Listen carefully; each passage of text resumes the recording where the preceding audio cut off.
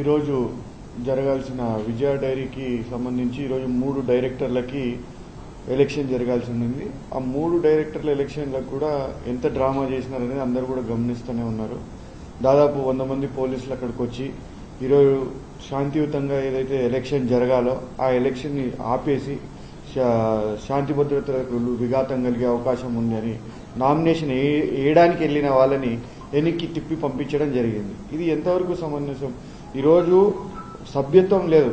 ఎవరి కోసమైతే తెలుగుదేశం పార్టీ ప్రయత్నం చేస్తుందో విఖ్యాత్ రెడ్డి అనే అబ్బాయికి అసలు విజయ డైరీలో సభ్యత్వమే లేదు.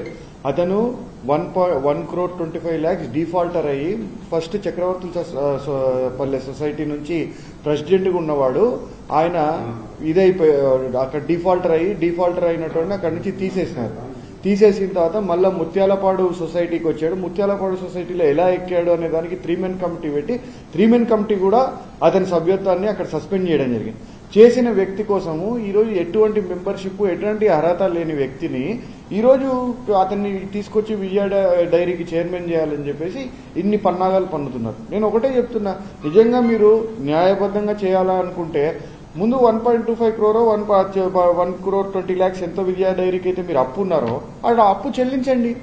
ఆ అప్పు చెల్లించి దాంట్లో ప్రాసెస్ ఉంది. ప్రాసెస్ ప్రకారం మీరు వచ్చి సొసైటీలో ఎక్కి సొసైటీలో 2 years పనిచేసి పాలు పోసి దాని తర్వాత ప్రెసిడెంట్ అయ్యి దాని తర్వాత మీరు డైరెక్టర్ ఎలక్షన్కి ఎలిజిబుల్ అవుతారు. అప్పుడు డైరెక్టర్కి పోటీ చేయండి. అంతేగాని ఇట్లా మాకు అధికారం ఉంది, మా ప్రభుత్వం ఉంది కాబట్టి మేము ఏమనుకుంటే అది జరగాల అనుకుంటే అది చాలా తప్పు. ఎవరు చూస్తా ఊరుకోరు. దానికి ఎంత దూరమైనా పోరాడతాము, ఎంత దూరమైనా ఆ డైరీని నిలబెట్టినాము. ఈ 5 ఏళ్లలో 26 ఏళ్లు మేమున్నాం. 26 ఏళ్లలో ₹1 ఎవరికన్నా బోనస్ ఇచ్చినట్టు కానీ ₹1 ఏ రైతు కన్నా ఇన్సెంటివ్ ఇచ్చినట్టు కానీ చూపియండి. 26 ఏళ్లలో ₹1 ఇలా.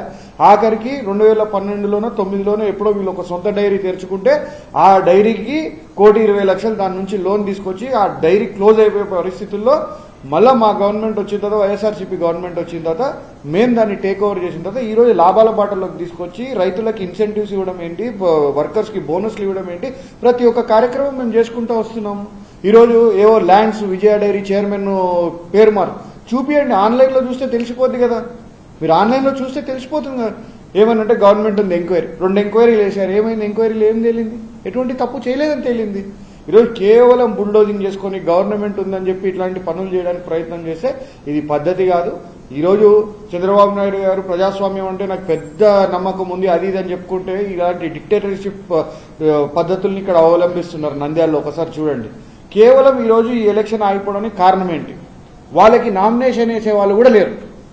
నామినేషన్ వేసే వాళ్ళు కూడా లేకపోతే ఈరోజు ఈ ఎలక్షన్ని ఆపేసినారు. మొన్న పోయిన 2 నెలల క్రితం నవంబర్ 24వ తారీఖున జరిగిన మార్చినేనిపల్లె సొసైటీ ఎలక్షన్లో కూడా చూసినాం. వాళ్ళు అక్కడ ఓటర్ లేడు. ఓటర్ లేకపోతే 24 ఓట్లకి 200 మంది పోలీసులను తీసుకొచ్చి ఆ ఎలక్షన్ ఆపాలని ప్రయత్నం చేస్తారు. అంటే ఏం చేయాలనుకుంటున్నారు? అంటే ప్రభుత్వం ఉంటే ఏదైనా సాధ్యం అనుకుంటున్నారా? మీకు నిజంగా ప్రజాస్వామ్యకంగా మీ మీద నమ్మకం ఉంటే మీరు నామినేషన్ వేయండి, మేము వేస్తాం నామినేషన్. ఓట్లు ఎవరు పడితే వాళ్ళు గెలుస్తారు. గెలుపోటములు దైవాధీనం. నామినేషన్ వేయడానికి కూడా మీకు ఇది లేకుండా ఈరోజు నామినేషన్ వేసే వాళ్ళని తిప్పి వెనక్కి పంపించినారంటే ఇది ఎంతవరకు కరెక్ట్? మేము పోలీసు వాళ్ళని కూడా ఒకటే విజ్ఞప్తిస్తున్నాం, మీరు కూడా ఆలోచించండి. దీంట్లో ఎంతవరకు న్యాయం ఉంది? సరే గవర్నమెంట్ ఉండొచ్చు, పై అధికారుల ఒత్తిళ్లు ఉండొచ్చు, ఇంకొకటి ఉండొచ్చు, ఏమన్నా ఉండొచ్చు, కానీ దీంట్లో ఎంతవరకు న్యాయం చేస్తున్నారని ఒక్కసారి ఆలోచించండి. ఈరోజు అక్కడ ఏమన్నా శాంతి భద్రతలకు విఘాతం కలిగే పరిస్థితి ఉండిందా? ఈరోజు నామినేషన్ వేయడానికి వచ్చిన వాళ్ళని మీరు తిప్పి పంపించారు కేవలం ఎందుకంటే టీడీపీకి నామినేషన్ వేసే వ్యక్తి కూడా అక్కడ లేడు, ఎవరు కూడా పరిస్థితి లేదు కాబట్టి ఈరోజు నామినేషన్లు ఆపుతారు. మేము చెప్తున్నాం వాళ్ళకి నామినేషన్ వేసేది ఉంటే ఏంటి అని. మరి ఎంతవరకు న్యాయం అని పోలీసు వాళ్ళని కూడా ప్రశ్నిస్తున్నాం. ఇలా అయితే కుదరదు. ఖచ్చితంగా దీన్ని ఫైట్ చేస్తాం. ఎంత దూరమైనా ఈ డైరీని వైఎస్ఆర్సీపీ నిలబెట్టుకోవడానికి ఎంత దూరమైనా ఫైట్ చేసి రైతులకి ఆ డైరీని బాగు చేసే విధంగా మేము ముందరికెళ్తాము.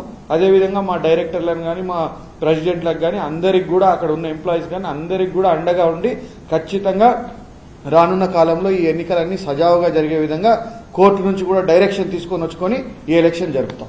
అంటే మొదటి నుండి ఎందుకు ఈ యొక్క ఎలక్షన్స్ జరగకుండా ఒకసారి నామినేషన్ ప్రదర్శించడము ఇటువంటి అడ్డుపడడం ఎందుకు చేస్తున్నారంటే ఇది కేవలం ఒకటే రీజన్ అండి. ఇప్పుడు వాళ్ళకి విజయ డైరీ మాకు కావాలా, మీకు అర్హత ఏంటి? ఇప్పుడు ఒక ఎమ్మెల్యే కావాలంటే ముందు ఓటర్ అయి ఉండాలి.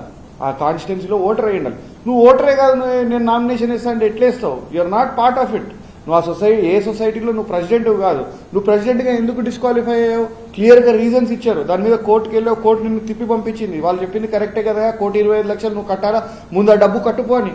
కట్టి తర్వాత నువ్వు మెంబర్ అయ్యి, నువ్వు ఆ సొసైటీలో మెంబర్ అయ్యి పాలు పోస్తే ఒక 2 years తర్వాత ప్రెసిడెంట్ అవుతావు. ప్రెసిడెంట్ అయితే 2 జనరల్ బాడీ మీటింగ్లు అయితే డైరెక్టర్గా నువ్వు పోటీ చేయడానికి నీకు అర్హత వస్తుంది. ఏది లేకుండా నేను నాకు కావాలా అంతే, నాకు మా గవర్నమెంట్ ఉంది, మేము బై హుక్ ఆర్ క్రూక్ మేము ఫోర్స్ యూజ్ చేస్తాం, మజిల్ ఫ్లెక్స్ చేస్తాం, మాకు కావాలా అని చెప్పే విధానంలో పోతా ఉన్నారు అంతే. దానికి లీగల్గా మేము పోయినప్పుడల్లా వాళ్ళకి ఎదురు దెబ్బ తగులుతూనే ఉంది. ఆ దెబ్బ తగిలినప్పుడల్లా ఇలాంటి నామినేషన్లు ఆపేయాలా, లేకపోతే ప్రెసిడెంట్ ఎలక్షన్లు ఆపేయాలా, డైరెక్టర్ ఎలక్షన్లు ఆపాలా, ఇదే ప్రయత్నం తప్పితే ఎక్కడ కూడా చిత్తశుద్ధితో ఏదో నేను 1,25,00,000 అన్నారు కదా అని వాళ్ళు ఛాలెంజ్ చేసినారు, ఎక్కడుందో చూపియండి అని. ఆ రోజు మా చైర్మన్ గారు క్లియర్గా చూపించారు ఆ 1,25,00,000 ఎక్కడి నుంచి ఏ అకౌంట్ నుంచి ఏ అకౌంట్కి వెళ్ళింది, ఎవరి పేరు మీద ఉంది, ఆ లోన్ కూడా ఎవరి పేరు మీద ఉంది. కట్టేయచ్చు కదా, కట్టచ్చు కదా, ఇదంతా చేసే బదులు. ఈరోజు కేవలం అధికారం ఉంది కాబట్టి అధికార దుర్వినియోగానికి పాల్పడుతున్నారు. మీకు ఎన్నో అంశాలు తెలుసు, ఆలగడ్డలో ఎన్ని అంశాలు జరుగుతున్నాయో, అహోబిలం కానీ ఇంకోటి కానీ ఇంకోటి, అందులో భాగంగా ఇది ఒకటి ఈరోజు వాళ్ళు చేసేది. మరి మీరు అధికారులతో మాట్లాడినప్పుడు ఏమన్నారు? ఇది పోస్ట్ పోన్ చేశారు కదా, మరి ఎప్పుడు నిర్వహించే పరిస్థితి ఉంది?